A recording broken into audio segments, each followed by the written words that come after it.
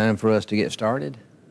Appreciate you being here with us this morning, and those here in the auditorium especially, but more importantly, those that may be at home this morning watching our class time, or may be doing this later in the day or even later in the week. We appreciate so much you taking those at home online, taking your time to study part of God's Word as we try to do each week, and we thank each one of doing that. What we try to do here too is the fact, as everyone knows here in the auditorium, that we have a bulletin, a little news bulletin we have each week, and for those at home or online, as we have today, you may not have access to this at this moment, so we try to go over a fair amount of it to keep us up abreast to our members and family and friends of all of us. And so what we have this morning, Mark Brinyard is under hospice care at his home at this time. Billy Glenn is home from the hospital, and he has to have IVs, and Jenny is doing that for him twice a day. Teresa Hendricks has been diagnosed with COVID. Brandon Ligon is in DCH with kidney infection and may, he may wind up being there for a few more days. I'm not sure exactly. Ron Mitchell has been diagnosed with COVID, and Don Terry had gallbladder surgery, is home recovering, and Tommy Terry has been diagnosed with COVID, and Faye Rice she's fallen, broken her arm, and she's under care at her home. And under friends and family, Marty Dixon, mother of Greg, Dixon is at home and recovering. Mary Ellison, sister Betty Thomas, is under hospice care in Childersburg. Roger Estes, uncle of David Estes, suffering from lung cancer, is not doing well at this time.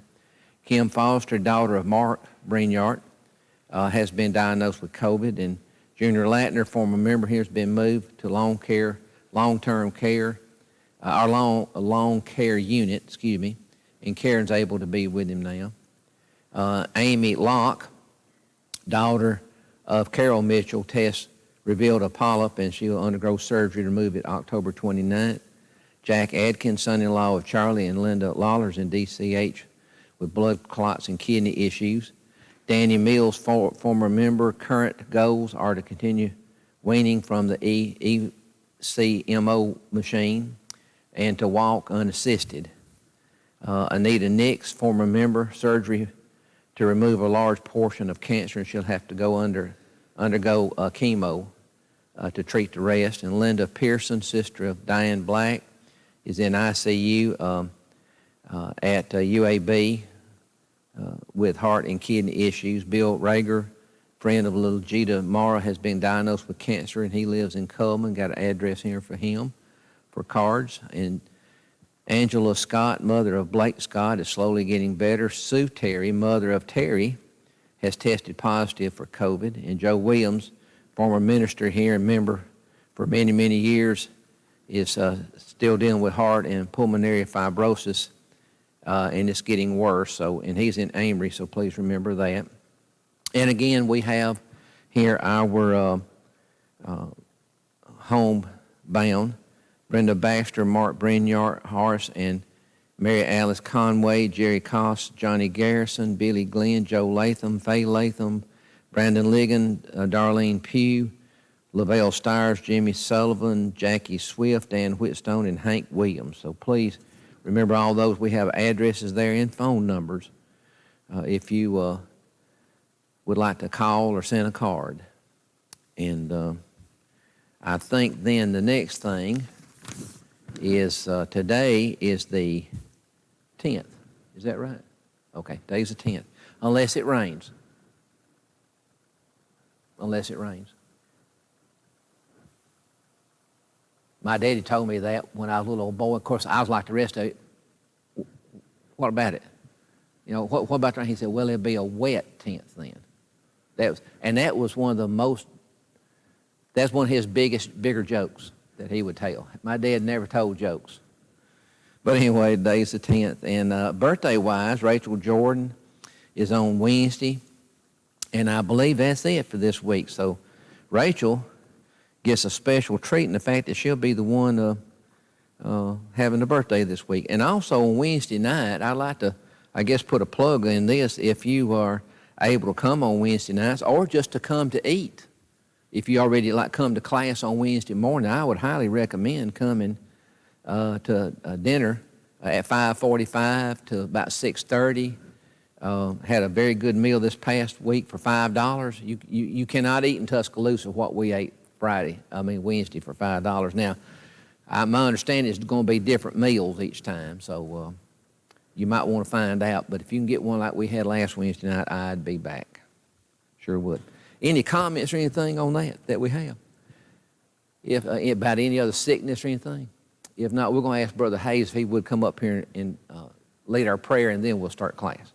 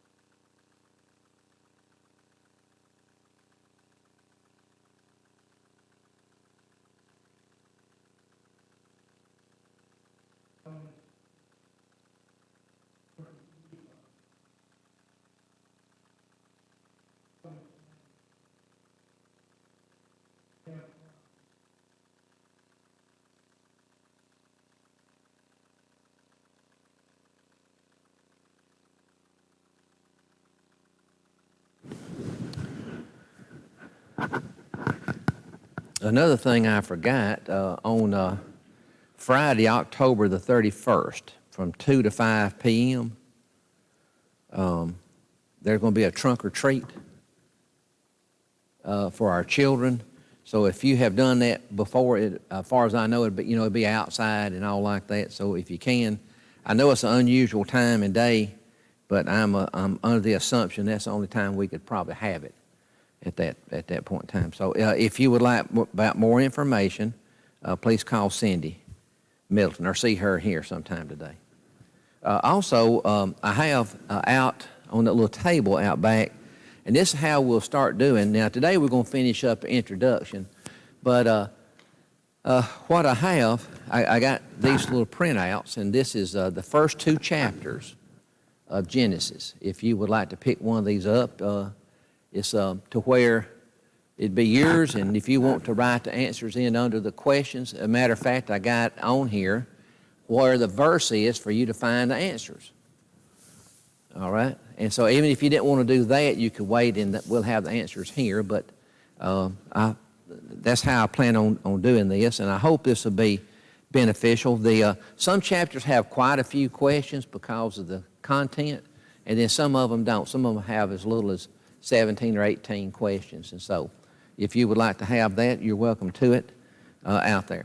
What we're going to do right now, we're going to jump back. This is where we stopped off last week, but I thought we would look at this again. This is again the material that we have to try to introduce us to this. Genesis is such a large, complex, I guess you want to call it that, book.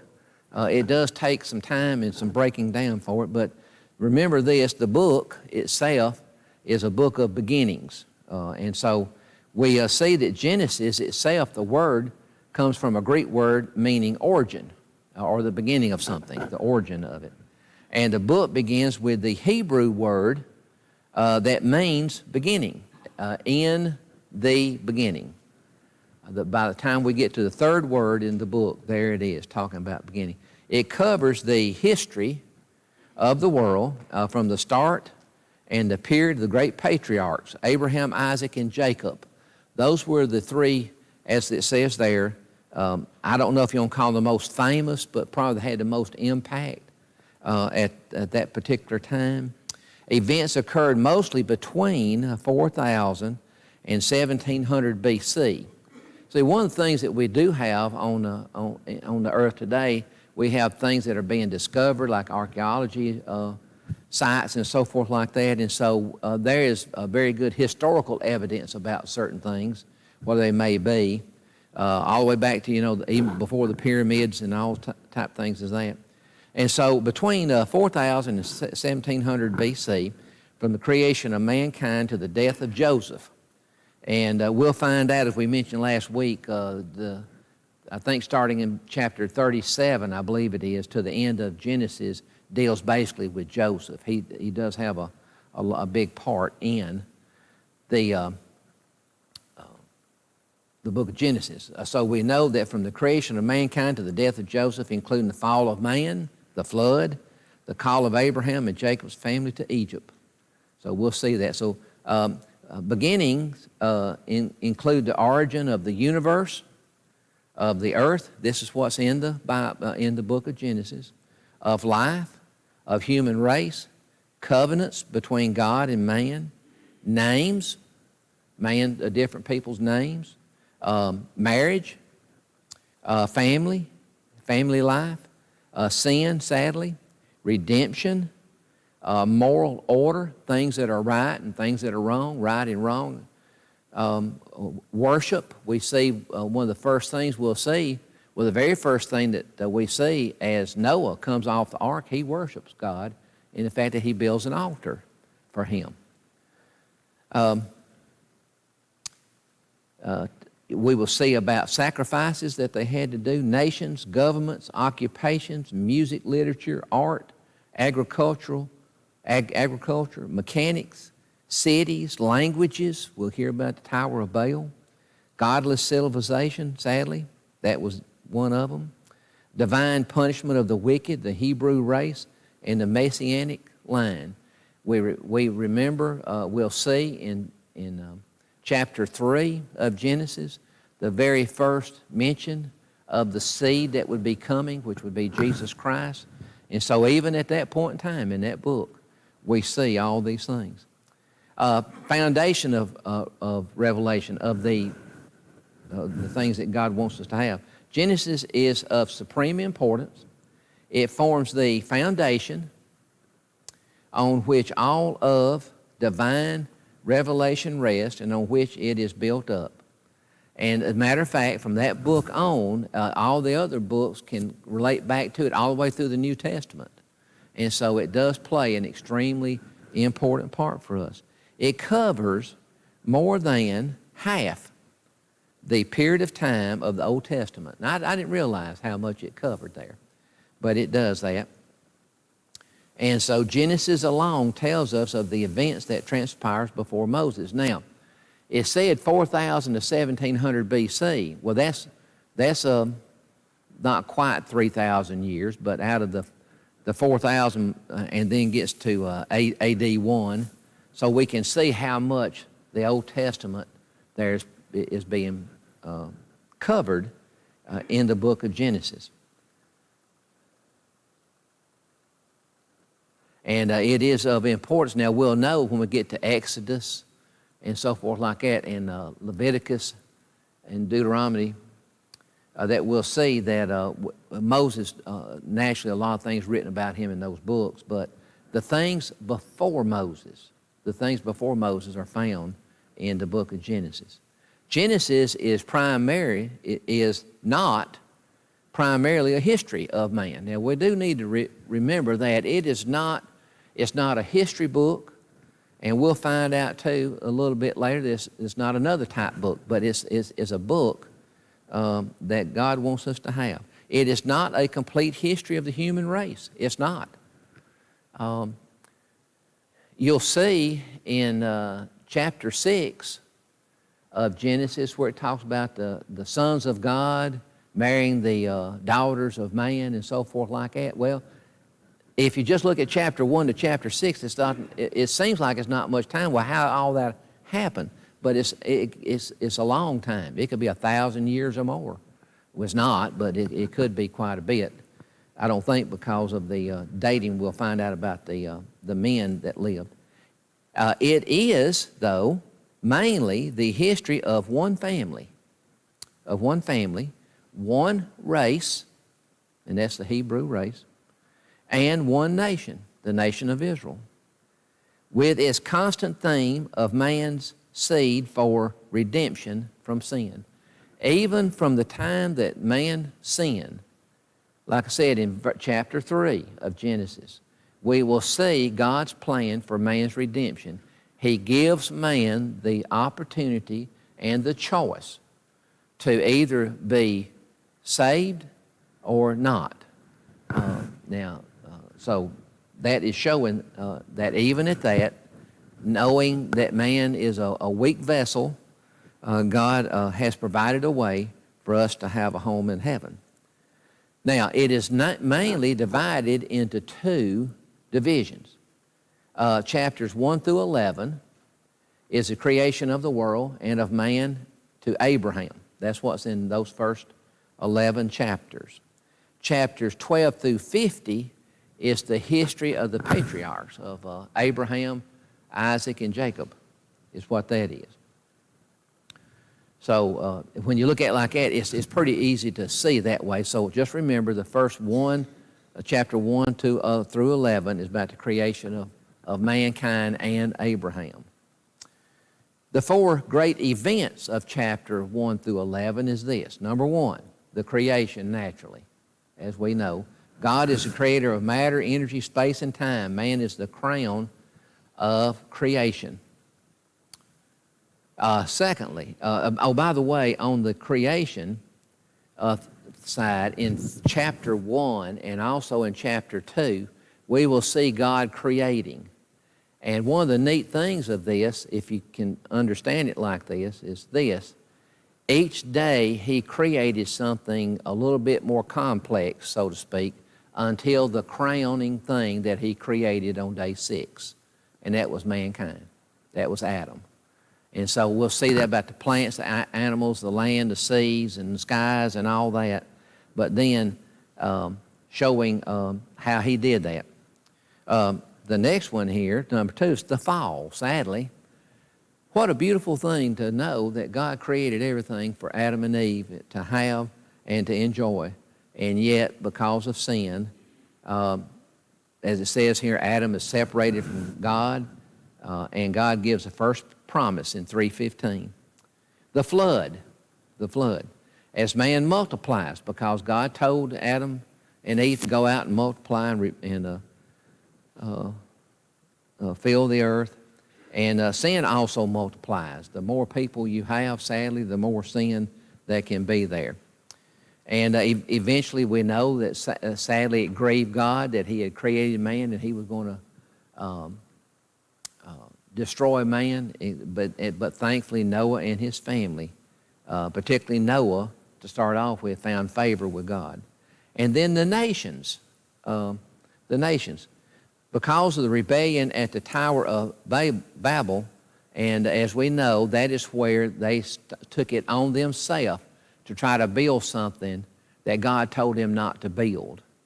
And they were actually building it very well.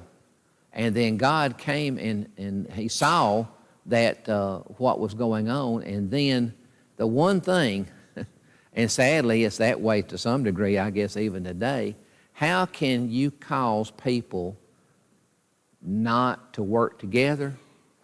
And that is not to be able to communicate. If you can do that, people will not work together. And that's exactly what happened there. And the four great people of chapters 12 to 50, Abraham, the calling of Abraham, and God's covenant with him are the pivotal points of the book and the foundation of God's plan of salvation for all mankind. So by the time we get through with chapter 50, we will see God's plan for man. Look what you did to me, Natalie. Oh, and now Isaac, so we had Abraham, and we know that really when you look back, Moses was a very important figure. There's no doubt in the Old Testament. But Abraham was the one that the promise was given by God that through his seed, through Isaac, All of what we have today as far as people that have been here and gone are still here are because of that promise. So Isaac, God renews his covenant with Isaac as a spiritual link with Abraham. Jacob, God changes his name to Israel. So when you hear about speaking about Israelites, the people of the nation of Israel is talking about Jacob. So he especially also played an important part.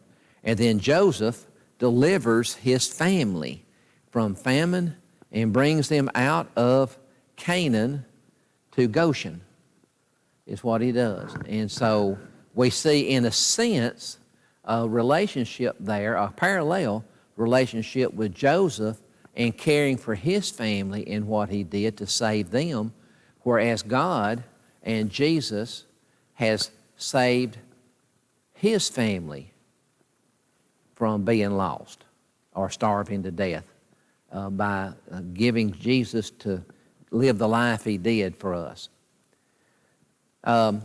Through man's early history, many men were in the race that Christ was to come. As you look into, I believe it's Luke, the book of Luke, and it may be John, I'm not sure, but there's two lists of genealogies there about how Jesus came. And so we can see that there, that Christ was to come. Cain first appears, and then Seth. Then Shem is chosen over his brothers. Isaac is chosen over Ishmael. Esau, the elder brother, is dropped in favor of Jacob. In God's selective process, God chose only one man from the entire human race, faithful Abraham, to receive his promise. And of course, we know that he received that promise, particularly, God told him about a land promise, about how he was going to bless him with that. And then also what Abraham was willing to do through faith and love and respect and trust in God himself, willing to sacrifice his own son of Sarah. And so before he could do that, he was told not to. And then he was then told about what his nation, his people would be. I know all of us have been probably somewhere to see sand, whether it is in a back of a dump truck or at the ocean, whatever it is. But it's can you imagine in just a gallon of sand, how many grains of sand there is? Trust me, I've never sat down to count them, okay? I haven't done that. But it's no telling. And just to use that as the example of that's how your family is going to be. The people of the world was blessed because of faithful Abraham. And Christ himself is mentioned several times in Genesis. The promised seed of a woman in Genesis 3:15, and let's look at that. I like to just read these few right here. 3:15 states this. It says, but sadly, it says here, and actually the seed of woman is mentioned here also in the cursing of Satan.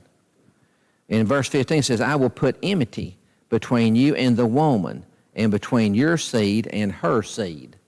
In other words, her family and the family that he would be doing. And we know that he shall bruise you on the head, and you shall bruise him on the heel.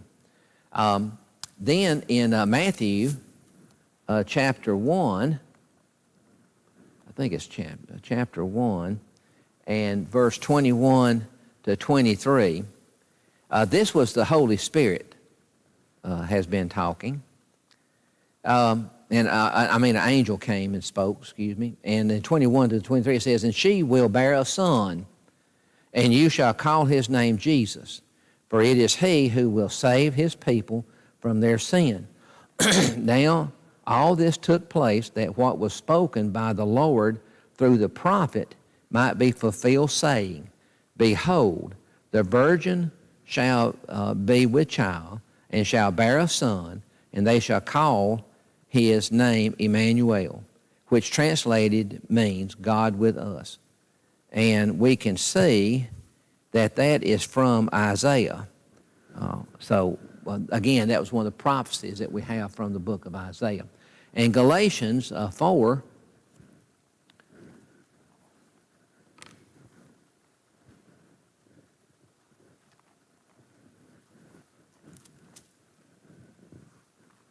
Galatians 4:4 states this, But when the fullness of time came, God sent forth his Son, born of a woman, born under the law.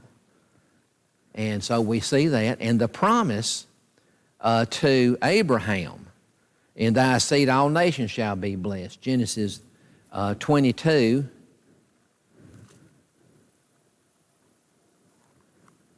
And 18. It states this, the one before, verse 17 says, Indeed, I will greatly bless you, and I will greatly multiply your seed as the stars of the heavens. Now, let's stop there just a moment.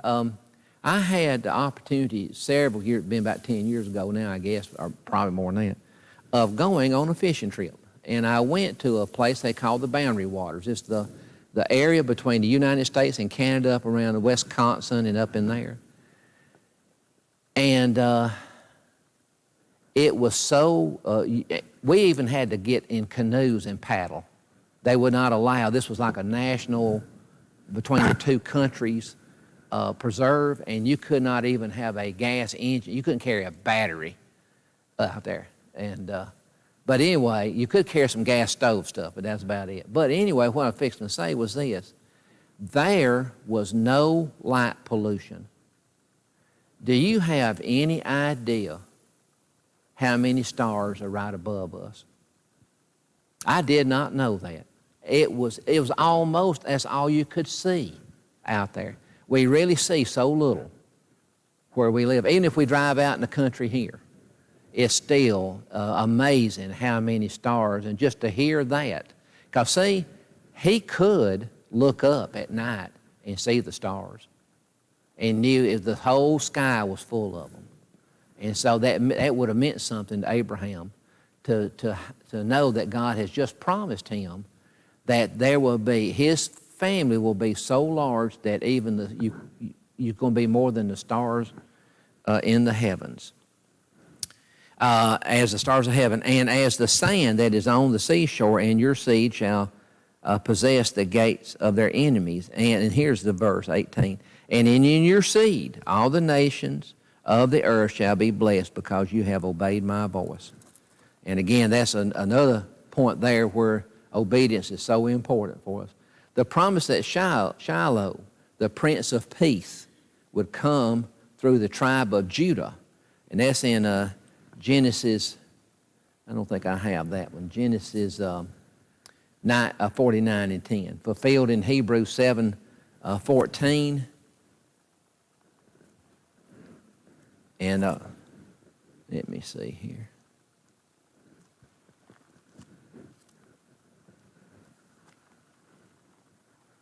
Well, I put markers. I thought it would have been easier to do. 7:14 states, For it is evident that our Lord was descended from Judah, a tribe with reference to which Moses spoke nothing concerning priest. And then Revelations 5:5 states this, And one of the elders said to me, Stop weeping. Behold, the Lion that is from the tribe of Judah, the root of David, has overcome so as to open the book and its 7 seals. Again, with reference there to Jesus himself. Major divisions of the book, chapter 1 through 11, as we know, was about beginnings, and it covers more than 2,000 years and forms an introduction to the history of Israel, which begins with Abraham. Chapters 12 to 36 is patriarchal period. And that's a history of Abraham, Isaac, and Jacob is what that is there. All three of those are very intriguing stories or a history about those men. Chapter 37 to 50 is a story of Joseph. The ideal man, he is an ideal son, ideal brother, ideal servant, an ideal administrator. Now, here is some stuff about science. There is some things in the book of Genesis that man could not have known until about 6,000 years later. That's about today. Now, what I mean by that, we'll see some of that. There will be evidence that the earth is suspended in space. You know, it took until, I don't know, 1400s, 15, somewhere. What did man think the earth was anyway at one time? Flat.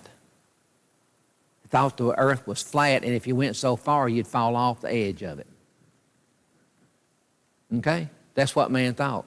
But God, thousands of years before, told man what the earth was, and it was suspended in space.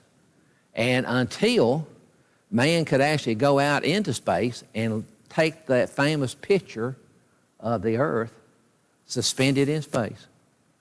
I think that's really, really neat.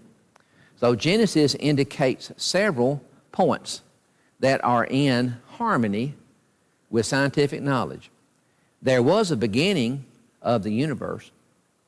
There is a beginning in the first verse. In the beginning. Now, it would have been something if there was a date put there, but you know what? Through faith, we know that there was a beginning of the universe and all things therein. Things did not come by chance like what can only produce like. In both the plant and animal kingdom, everything must bring forth after its kind. Genesis 1:12, 21, and 24. In the 12th verse, and the earth brought forth vegetation, plants yielding seed after their kind. As we know, an apple can grow an apple. An apple tree cannot make an ear of corn, and so forth like that. And the trees bearing with seed in them after their kind, and God saw that it was good. And then verse 21, and God created the great sea monsters and every living creature that moves, with which the waters swarm after their kind, and every winged bird after its kind. And God saw that it was good. Have you ever had the opportunity to watch like the History Channel or some of these? There are movies or documentaries about different things about our earth, and sometimes they do the one about the seas. Do you only see one dolphin? No. Millions and millions, sharks and all this, and you know what? Each of them look just like the other one. Now, every now and there's an anomaly, it is, as time went by, but as we see, all those things that from its own kind, things came from. And there is a creator who continues to take interest in and controls the universe. God was wise enough to give man the opportunity to make his own decisions. And his decisions is whether or not that they're going to be in the line alike to what God would want mankind to be. And so we have that choice to where we can follow him or not. There was orderly progress in creation from the least to the more simple to the greater, more complex forms of life. And that's what I tried to mention earlier about that. Everything else was brought into existence for man, who is the crowning work of creation.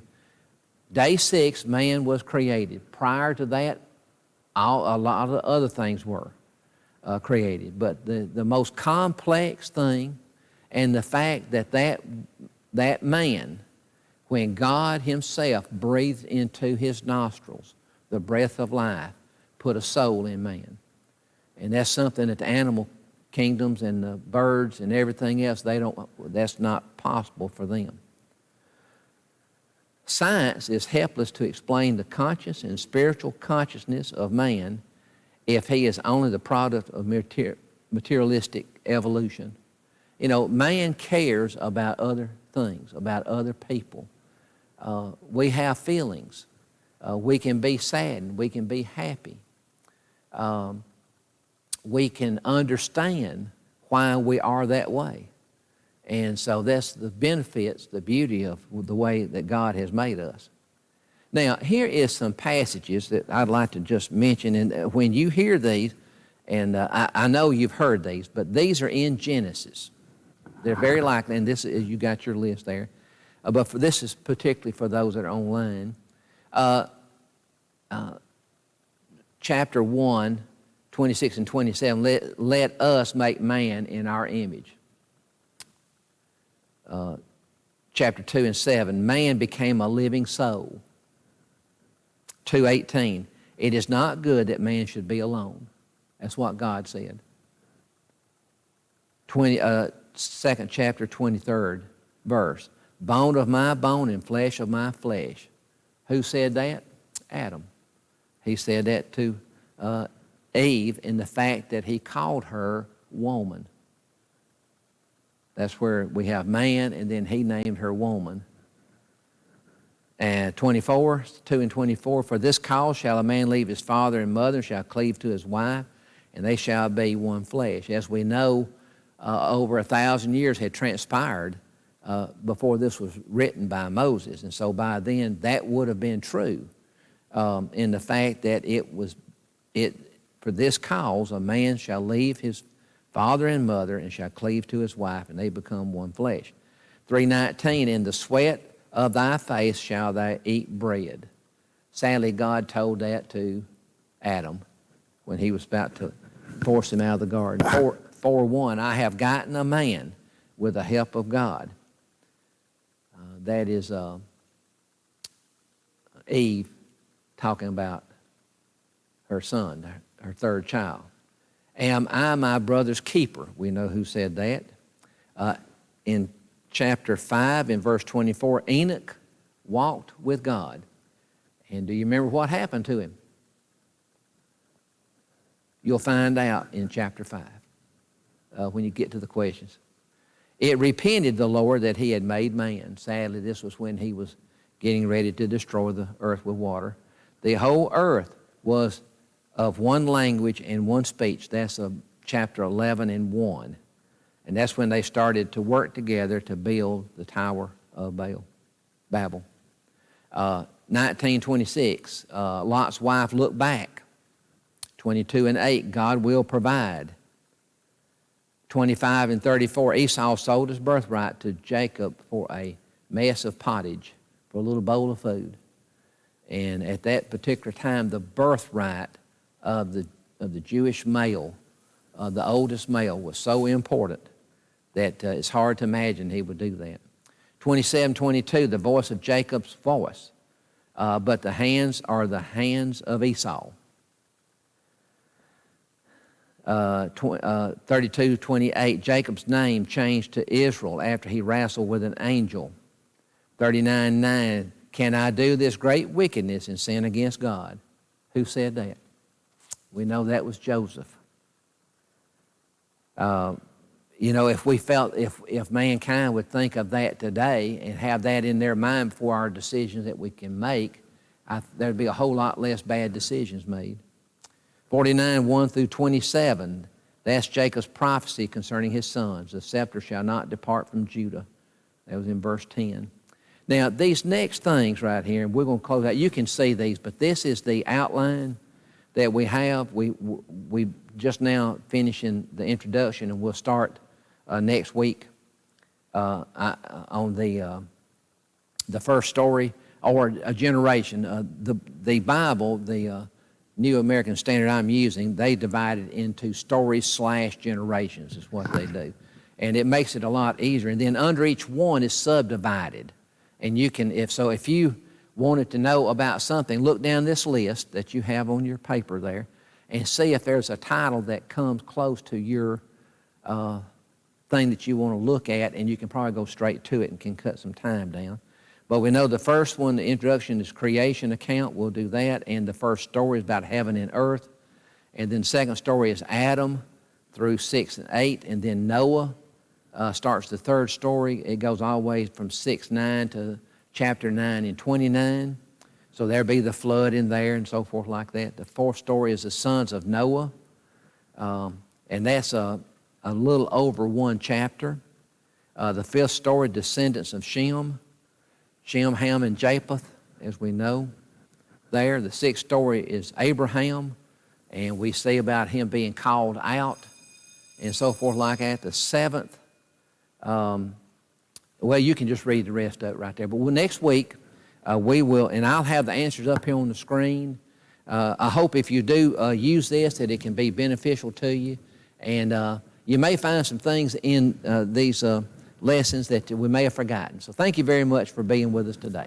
Have a good day.